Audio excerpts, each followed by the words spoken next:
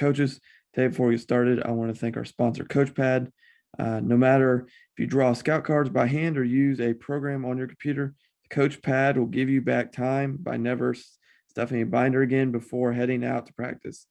First 13.3-inch electronic device allowing coaches to clearly display scout cards outdoors in the sun has been a game changer for programs this past fall and those currently planned all across the country.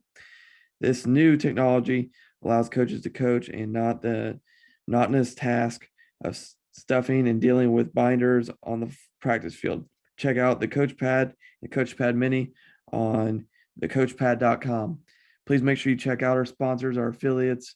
And here is another episode of the Gap Down Backer podcast.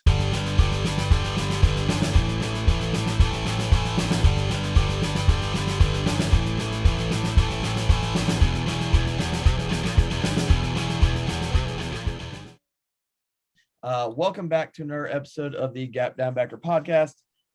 Today we have Coach Tony Monken. He is the offensive coordinator at Vernon Hills High School in Illinois. Coach, how are you doing? Doing great. Well, I appreciate you coming on, and kind of before we get started, if you wouldn't mind kind of going through your background, I think you have a very interesting background, both from a coaching and probably a family perspective for coaches who don't know you. Well, start with where it came from. My dad and all four of his brothers were head high school football coaches here in Illinois, and all in the High School Football Coaches Hall of Fame here in Illinois. When they grew up post-Korean War, everybody was getting scholarships to go into teaching.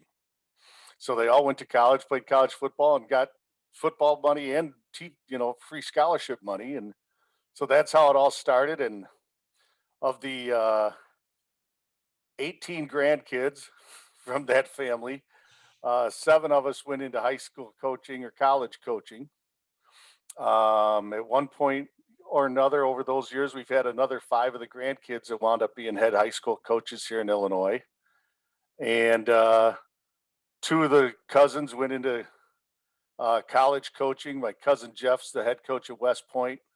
Brother Todd has bounced around a lot, but currently the offensive coordinator at Georgia. They had a pretty good week this week. And then as far as me, I was going to go into college coaching when I first got out of college. I planned on being teaching for a couple of years, save some money, go be a GA. And at that time, the USFL had just folded. The market was saturated, and I just decided to. I looked at my dad and my uncles, and they'd had great careers at the high school level and didn't have to move every 2 or 3 years. So that it sounded pretty good to me to have a little more security. So I've been in high school ever since. Been an assistant coach, been a head coach, been a defensive coordinator, offensive coordinator, all over the place. Now, what was that kind of like? Obviously, as you kind of mentioned, football runs deep in your family. And I'll talk to coaches who their dad was a coach, and that's a fairly common thing, or your brother's also a coach. But what is it like when pretty much 2/3 of your family has been a coach in some fact? Does it what are like Thanksgivings like? How often do you all bounce, whether your brothers, cousins, how often do you bounce ideas off them, your uncles, your grandparents? How much does football, that conversation ensue on a daily basis within your family? Well, when we're together, for sure. We try when the wives are around not to do it too often. But it definitely goes that way. And with where we're at, like all families, everybody's kind of branched out in different locations. But when we get together, it happens. Group texts, different things. So my brother Todd, the one at Georgia, he and I went a couple years ago, did a 10 horse tracks in 10 days trip. Okay. And we like betting the ponies a little bit. So we wound up in New York, and well, if you're up in New York, who you got to see? Got to head coach at West Point, Jeff. So, there's always something going on. And like I said, with the with the family the way it is and growing up with a dad that's a head coach, I learned from going scouting with him when I was probably about 10 years old that I wasn't allowed to watch the receivers. I wasn't allowed to watch the running back. I had to learn to watch the guards. And I had to tell him after every play what the guards did. And I would try to then figure out where the ball wound up. And I'd get so mad. He'd go, watch the guards. And, those little lessons that you learn along the way and things from being around it with all the family. And, it's definitely given me a great feel for the game. And, it's a lot of fun. Everybody has some people have family businesses. Ours just happens to be football. Now, between my research and us talking, I think one of the more interesting points is you have started a program from scratch, from the ground up, and obviously with the growth of the population in our country, that's happening more and more often. I'll make an example. Olentangy in Columbus, they just finished their 4th high school. And there's talks of a 5th one in their school district already. They've opened just 3 programs from scratch in the past 15 years. And there's been a couple other throughout our state. What is that, when you took on that challenge of starting a program from scratch, what was that process for you, and how did you kind of approach that? Because that's a very different task than saying, hey, I'm taking over somebody that's got freshmen through seniors, probably a good portion played already, to where you might be starting a program where none of these kids have played or not many. Libertyville High School, where I was the defensive coordinator, had grown to almost 3,000 kids. We had a split schedule, the whole bit. So they decided to split and open Vernon Hills. Got the job. And the first day they announced it, I had to go meet with the athletic director, and he gave me a stack of catalogs and says, we don't even have a football, right? So where you go? So I had to go through and I had to make an order list. I sent it to every coach I knew that and said, look and see what I'm missing. And it wasn't until we got to the first rain game that we realized the one thing we forgot was cleat cleaners. But but it was a great experience, and so much fun to just build everything. When you're sitting at home at night and you're thinking, what size helmets do I order? What size jerseys do I order? Things like that. And then, we get our kids out, and we had 35 guys the first year. Only 18 of them had ever played football before. And 6 of those 18 were sophomores that we pulled up. Because in Illinois at that time, we were still running varsity, sophomore, and freshman levels. Yeah. And so, we only had that. No seniors. It was juniors only. And found a way to win 2 games. And all we did for most of the practice every day, knowing that we would get all of them back, was just fundamentals. We ran triple option, just like Paul Johnson's done for all these years. I ran the offense like he ran it more in Hawaii, though, with a little more of the run and shoot passing game. Okay. With the triple and of course his play actions that he always ran. And went down to Georgia Southern during my spring break to watch their install during their spring ball down there. And called it exactly the same. So that when I called my cousin Jeff, who was down there at the time, I didn't want to say, well, when I run inside veer, I call it 32, but you guys call it 12. No, we called it exactly the same. Motion's the same, everything the same. If you're going to steal everything, and, so we did everything the same. And the kids, all we did the first year was fundamentals. And then the next year, we had the most experienced team in the state and made it to the quarterfinals with our first senior class. So it was a pretty good start. I love that quote. If you're going to steal everything, that's beautiful. But and I have a couple questions on the Flexbone. One, is that a family requirement? A. No, obviously. Look at Todd's offense with Georgia. It's more pro style, and I did it for. I kind of fell in love with the offense when they were at Hawaii, Yeah. And for a couple reasons. One, it was a lot of fun. Two, let's just say that you were in your 20s and maybe were gambling on a late night football game because you were chasing a little money that you'd lost during the day. And there's always that game that comes on about 10 o'clock at night, at 11 o'clock at night, and it's Hawaii. So it's a chance to Yep. chase a little money. And I kind of fell in love with that offense watching it then. I said, if I ever get at a school where I'm not going to be the biggest and the baddest, it would give me a way to compete without having to run the legs off of my receivers and then try to make them turn around and play defensive back. Yeah. So if there's two equalizers. You can run triple or you can throw it all over the yard. But if you throw it all over the yard, you better have other kids playing DB because those kids are going to be dead by the fourth quarter. Yeah. And so that's kind of how I wound up running triple. And, we did it for 13 years. And when I stepped down, they went a different direction. The guy that was my assistant head coach took over for me. He's still head coach there now. I work for him and have a lot of fun when there's problems going, hey, you're in charge now. Now, I kind of fell in love with Hawaii the same way, just about 20 years difference. I fell in love with Hawaii because I lived in Texas at the time, so I'd watch the late night game, and obviously it was the June Jones run and shoot. Right. Colt Brennan, Jimmy, and all those guys, and just kind of how they just threw the ball over. And that's when I fell in love with Hawaii.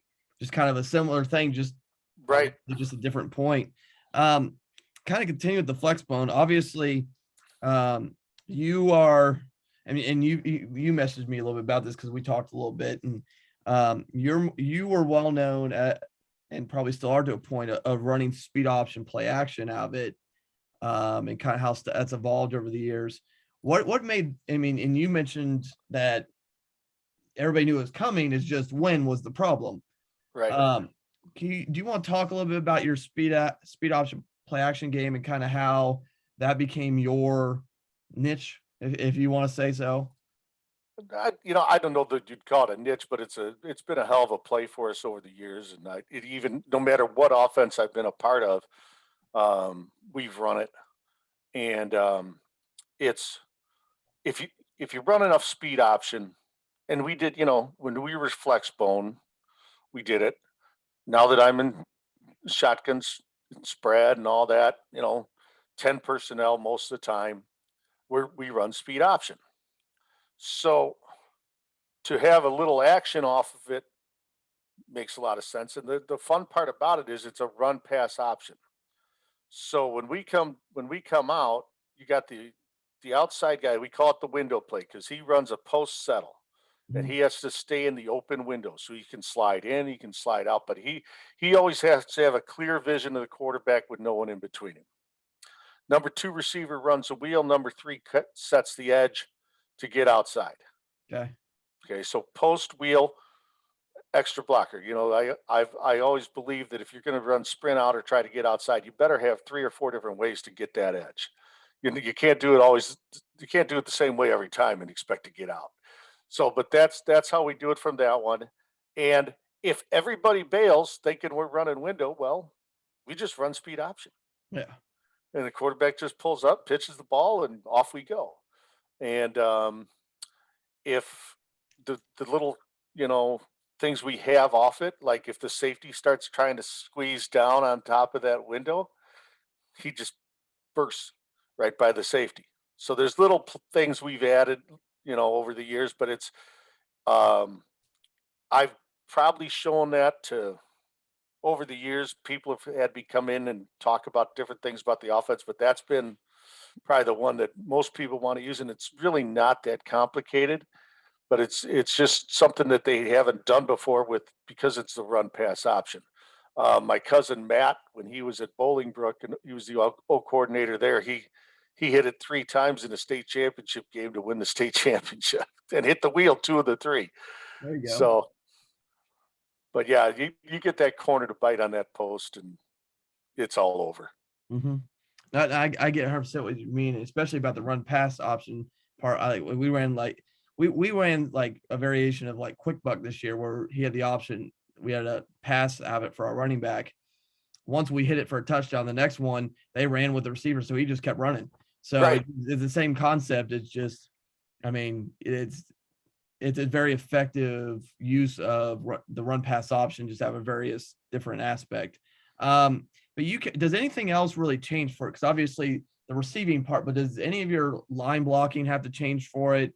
Any type of footwork, anything that of specific that causes you to have to change any of your speed options, play No, action stuff? because we're moving out of there so fast, we don't really worry about the backside. We just slide and pin Okay. with number 3 and just get out, break contain. And if they try to bring someone around number 3 and off the edge, we always got the pitch ready to go. Okay. All And right. that window shows up so quick that if you can usually hit that window if they bring the flat defender off the edge, you can just dump it right over his head. Yeah. Now, next part is you mentioned also right there that you've kind of transitioned from the Flexbone to more of a 10-11 personnel offense. I'll get to the scheme part of it here in a second, but the before we get to the scheme, how has the change of style of offense caused you to change practice? Because I'm always curious how people practice and how people look at things when their offenses are different. Right. Well, I can tell you we spent a lot more time on 7-on-7. I mean, we had, when you're running triple, you can't be part-time triple. You got to be all in. So I mean, you might do 10 minutes of 7-on-7 once a week. The rest of the time, it's mesh, it's your different drill works. We called it the give and pitch drill. Every triple team does it, where you have a guy standing there and he gives the ball, runs by another guy holding the ball, and takes off and he pitches. So he's every rep you got to give in a pitch, and that stuff goes on nonstop. And you got to do. I always thought you had to do your mesh, your give and pitch drills every day. Well, then you got to get to inside run. Then you got to get to team. How much time do you have for 7-on-7 when you don't have enough kids to two platoon? Because you still got to have a defensive part of the practice too. So you got about 45 minutes to an hour each day. So yeah, when we were running triple, there was maybe 10 minutes of 7-on-7 a week, and then we'd get some other throwing in during team time. Now you don't have as much of the mesh time and the practicing of the footwork and the give and the pitch and all that. So as far as that transition, I also think I'm better at it. I'm just a better coach than I was 20 years ago when I first started installing triple. And that you know um, on a practice this fall, a typical practice this fall, between inside runs, 7-on-7, and team, I could get close to 60 different reps in 40 minutes because we're bam, bam, bam. And with the script and having coaches understand what coaching on the fly is like, I'm getting maximum reps in a limited amount of time, and then they can go to defense, and I'm done for the day. Uh, but and that is the biggest part of my day generally, is making the scripts, because I want to make sure that when I run counter tray out of 3-by-1 from the left hash today, I want to make sure I run from the right hash out of 3-by-1 tomorrow. So it's always that counterbalance of each day and making sure that. And I know there's programs out there that you can buy that'll do the scripts for you. I like seeing it and knowing what I'm doing. Mhm. Now at the same time, how much do you think you benefit? Because you mentioned you're a better coach now. How much does that improvement as a coach? How much does that help because you're no longer a full-time teacher? Out of curiosity, because I mean, because like I said, you got the time now to do the scripts. Whereas if you're teaching 5-6 classes a day, you're either staying up at night doing those, or you're finding time somewhere, but you got teaching to do. Oh yeah, you're so well. Yeah, I mean, you could cheat the kids, but we didn't. We don't do that. I mean, Yeah. good coaches are great teachers, So we're not doing that. But yeah, it is huge, the difference of being retired from teaching and being able to spend that time at home, and I can take my time with the scripts. I can watch film. Whereas when you're teaching all day, you're trying to squeeze it in during your planning period. You're staying up at night, um, and you don't have that the benefit that I do of being able to take my time with it, double check everything because you're just trying to squeeze it in as fast as you can. And hell, I take my time with it and still have mistakes. Like I got it on the wrong damn hash when I get out there, and I'll see it, and I'll be not all other hash. Yeah. So, but No, yeah, that, it makes a big difference for sure. now the other interesting thing, and I've kind of just waited to get to this. You have, I mean, as we've kind of hit about, you've transitioned away from the Flexbone, and you are, and I think you wrote perfectly that air raid passing concepts with power run game. What was that? I mean, one, why, obviously, but two, what has that transition been like as a play caller from calling a flexbone offense where it's always okay, they're taking away inside veer, will run, say midline or outside veer. This is how they're doing that. What has that transition been like? Well, I really try to use a lot of the same type of ideas because, like, with the flex bone, even though your tail motion, there's other ways to motion in flex bone, and you can also get into three by run and one and still run triple. You just have to have number two or number three come back and get in pitch relationship. So there's ways to do it, and you're still trying to constantly try to find that mismatch. Can I motion and get them out of position? Can I get them out of position by alignment? Can I, if I go into this formation, does it get them off their landmarks? Every defensive coach would love to just line up in his landmarks every time. So what do I got to do to get them off landmarks and create angle blocks? So that really hasn't changed. I mean, being able to run power and have my angle blocks, that's still the same. What's happened was they had, after I left, they went to um, probably a 4 and 5 wide offense most of the time, and very rarely ran the ball after I left. And then I came back in 2019, and we have this stud running back, and I'm like, this makes no sense. This is a kid that could rush for 1,000 yards. Unfortunately, broke his leg week 5, but at that point he was the leading. Here, I'll tell you how good the kid was. He was the leading rusher, leading scorer, and leading tackler in the county when he broke his leg. Yeah. Was starting at inside backer and starting at running back for us. That was my son's senior year, and so that's kind of how the power thing came about.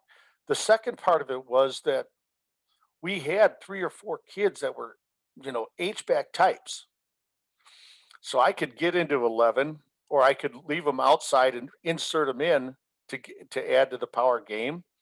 And if you wanted to give us a 4 or 5 man box, which some of them did, I got you outnumbered inside. When I went back to my old ace set with the 2 receivers out, the 2 slots in tight, and I could put 2 H-backs in there, people would still keep it in a 5, 6 man box, and I'd have 9 in the box. I Yeah. mean, it just um, so yeah, it was a lot of fun to do.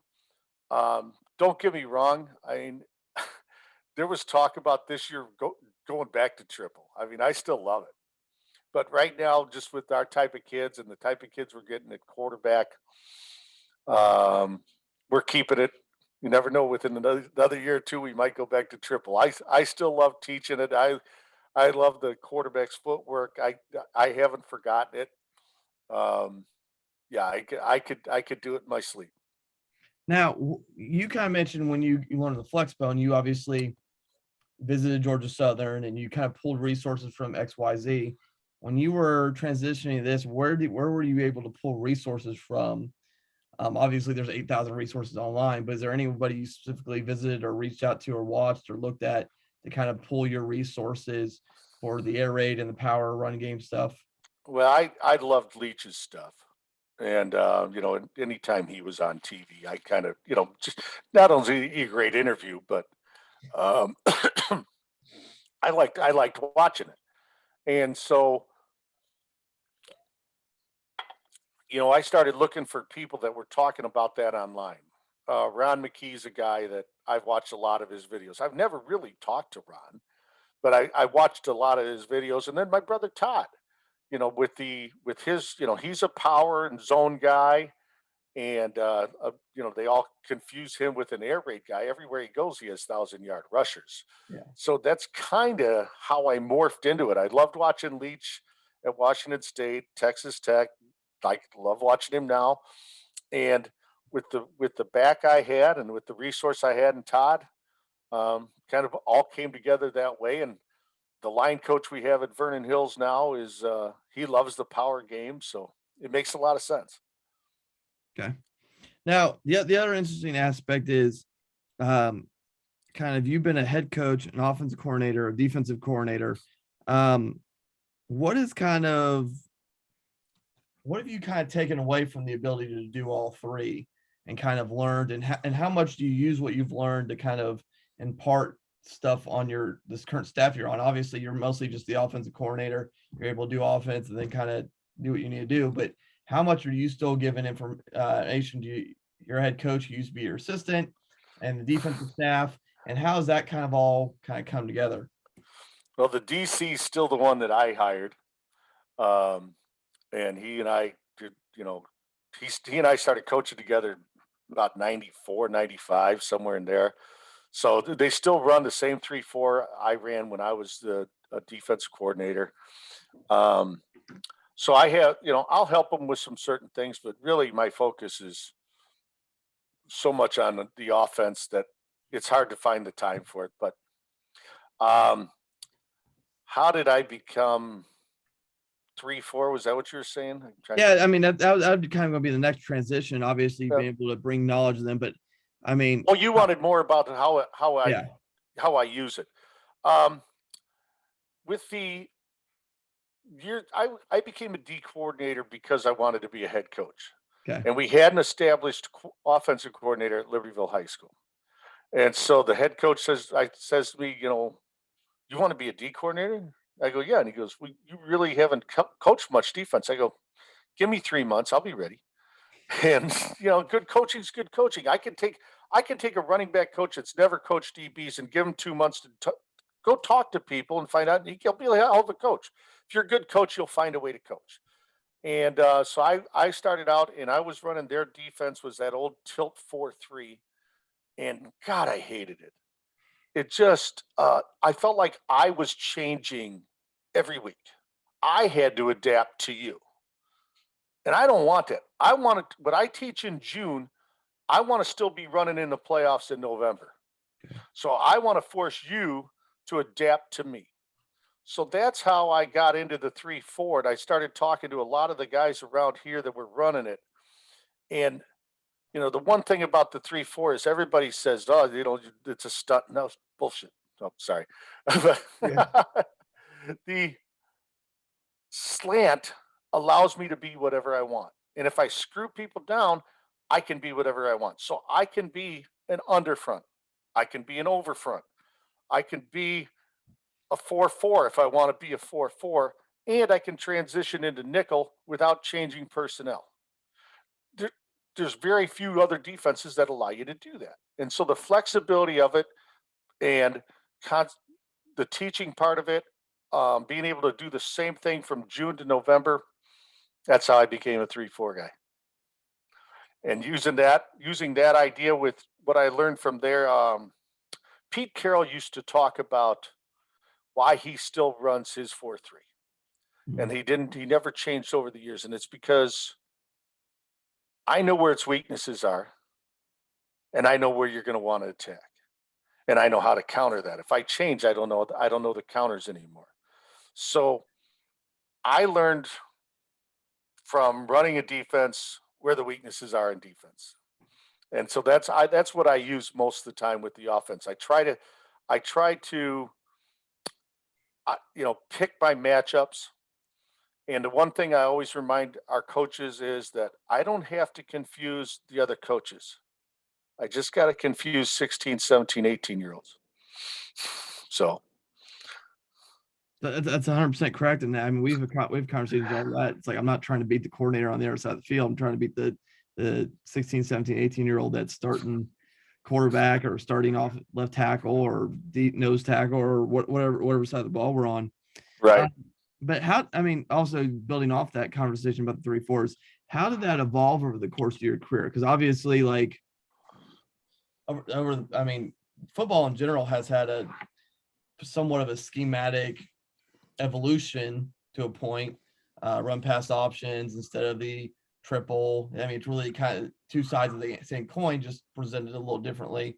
But how did especially your like 3-4 evolve over the course of your career from being in DC to now you're a head coach retiring? How did that evolve and transition, and how much were you more able to do over the course of your career? Well, when I first started, our adjustments or change ups were more the bear, played a little more bear out of it. Um, Change ups with coverage, but we pretty much stayed 3-4. We would reduce once in a while, but for the most part, we were slant and angle. And we did a lot of flex on early downs. The old, really, it's the old Michigan blue slant defense. Yeah.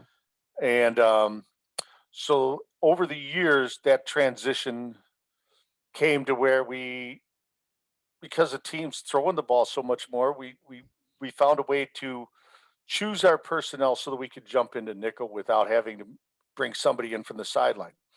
And to line up in the 3-4 as the quarterback comes to the line and shift right before and wind up in nickel. Anything to try to confuse guys, and especially people that want to run RPOs. If you give them a look at what they think it's going to be and try to change it right before the snap, anything to try to mess with that high school quarterback's head. And so that's probably the biggest transition. Um, we don't flex as much as we used to. Still slant and angle though, and if you teach the kids the reads, um, there's no way in 4 or 5 days you can get your scout team to match the movement that our D line gives you with the slant and angle. And that's what we try to rely on. Is if we can get quick, strong kids, doesn't matter how much they weigh or heck, the best nose guard in our school's history. Like I used to tell people, he was 4 foot 13 and 130 pounds, and 413 to emphasize how short he really was. But that little kid could bench about 330. And I always teased him because I said, you should be benching 360. You only have to move it that much. But it's all about the movement and being the slant and angle. If I can get you to be second guessing or just hesitate a little bit, well, I should double team him, but if he slants the other way, do I go to backer then? So that was always what we were trying to do. Now, last two questions, and I want to switch back to offense real quick. And this is something I've asked a lot of my guests this off season. Is first, from a game planning perspective, especially now that you're, I don't know how much in all honesty it's different from when you were Flexbone to your spread air raid power game. What is your process for game planning a week? Obviously, with you being a retired teacher, you have a little bit more time than the average state coach. But what is your process? What do you kind of look at when you're prepping for a team? Well, I know a lot of guys that'll start breaking down the next opponent while they're still getting ready for a current opponent. Um, so I don't play them till it's Wednesday, and I don't play them till a week from Friday. I'm not looking at their film. I don't want different thoughts going on. I want my whole focus to be on that opponent. When I was a D coordinator, I tried to, I did my own um, work on film. I didn't do anything with um, someone else trying to give me tendencies. I wanted to come up with all of them. Huddle assist has changed the game because there's a lot of guys that don't spend the time that we used to spend breaking it down. And in my opinion, you know, that's changed it. So, you used to be able to outwork your opponent by watching more film and doing the tendencies yourself. Now you have to, now it's more about trying to out scheme those kids and get them confused. But as far as the process goes, Saturday morning we come in, we meet with the kids as soon as they're out of there. They get done with us, they go lift, and then it's on. And we meet on Saturday mornings for till probably we get in at 8. We're probably done about 1, and by that time we have our skeleton game plan done. What we need to look at, is there any adjustments to what, how we're blocking? Are we playing a stack team? Well, hell, we haven't played a stack team in 3 weeks. We better review the rules on block and stack. Um, then Sundays we have our offensive group text, and so we're watching more film, and by the time Sunday night rolls around, we usually have pretty much everything done. And we don't believe in taking people away from their families on Sunday. That's the one day a week you get. And now, are we still working football? Yeah, but you know, um, you still have time to be around your family, and we think that's important. Okay. And the last question I have for you is, and this is something I've been curious about for both offense, defensive coaches I've talked to. When you on game day, when you're, I don't know if you're in the press box or on the field. I didn't ask you that question. But what do you try to have the press box coach, whether it's you or somebody else, look at? What is their assignment for you? Because as I've said, probably here, anybody that listens to the podcast up to this point, I think that's one of the areas we struggled in. So I'm always looking for ideas, and I'm always looking for better ways to do things. So what did you have your press box guy, or whether you or somebody else, look for as you're calling a game? Well, I love being in the press box, but with our current situation, they want me on the sideline because of um, you know one of the offensive coaches is also the special teams coordinator, and you know how that all goes. Yep. Um, so I have different. Actually, a former head coach that wasn't even in practice that much in the box last year, but it'll be back to one of the guys on our staff. But it's very simple. I want down and distance and hash mark and shut up.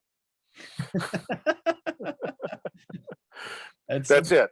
That's it. yeah. I mean, when the play's done, down, distance, hash mark, shut up. Let me get the play in. Now we can talk.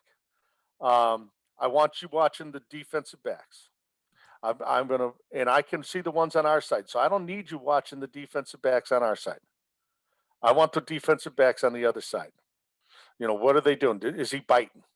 Is that kid trying to get involved in the run game way too quick? So those are the things I want. My line coach is watching the line. My running backs coach is going to see it. He's going to see what's going on there. I kind of look through I try to get in front of it, and I'm looking through the linebackers to our quarterbacks, so I can see all that. But up top, you watch those far side DBs and let me know when I got a throwback or a play action that can pop for a big one. And sometimes they're right, sometimes they're wrong. It's typical press box stuff. You never know what you're going to get up there. Yeah. Coaches, that is another episode of the Gap Down Backer podcast. Please check out any sponsors, affiliates that are listed in the bio. Make sure if you want to go listen back to at any point of this podcast, the time tags are in the bio as well. So if you want to click on something specific, whether when we were talking speed option, whether we were talking this Flexbone air raid stuff, his background, starting program from scratch, if you want to go back to any of that point, those tags will be in the bio for you to listen to. Like, share, subscribe as normal. And that is another episode of the Gap Down Backer podcast.